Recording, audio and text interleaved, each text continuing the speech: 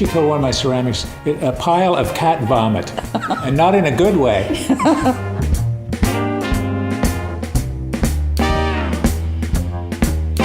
I'm Sandra Lee Wood. And I'm Bob Wood.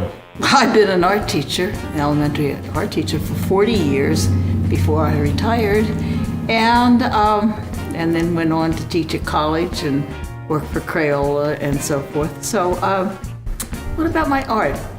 The interesting thing is that I've always done watercolors, and I've done watercolors because I really hate oil painting and acrylics because I end up with it all over my face. I discovered one day taking a class, I think, I'm looking at the artist, and this nationally known artist, and why is he doing my 5th grade lesson?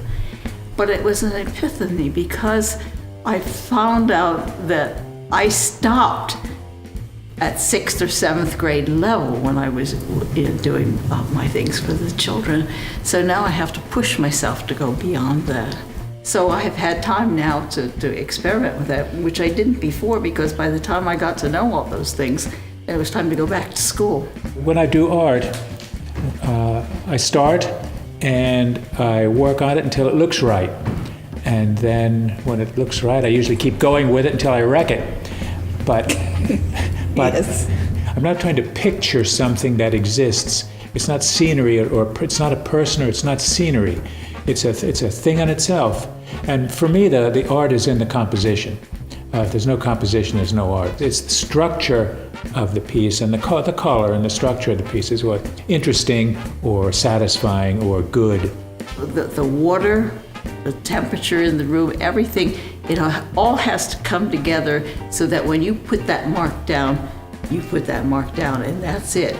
Couldn't be more opposite, because when she says you put the mark down, I just paint over it. And I just keep muddling over it and painting over it until it kind of looks right.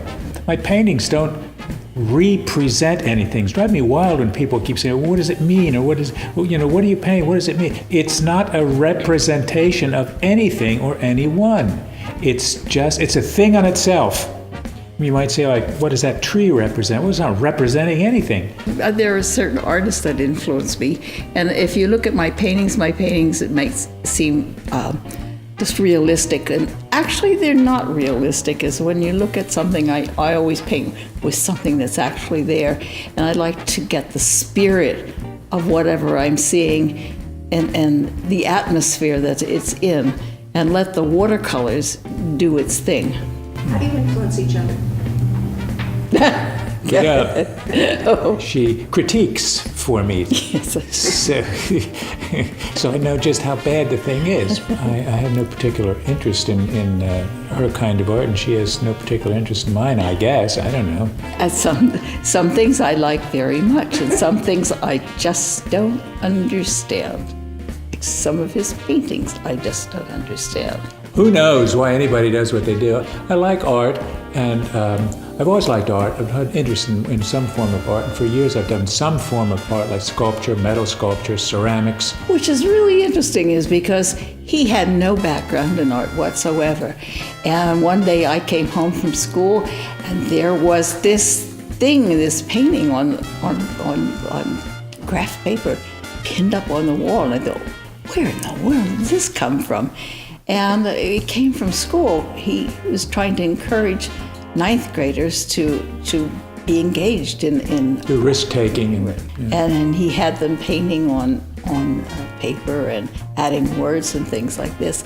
But I found out one day, I looked and I saw, oh, now I know where this is coming from, because he had a book of Francis Bacon's work, who he loved, and Basquiat. Basquiat and Francis Bacon would be my heroes, my art heroes, and there are others too. When I started painting, she encouraged me, quite a bit and everything, and still does.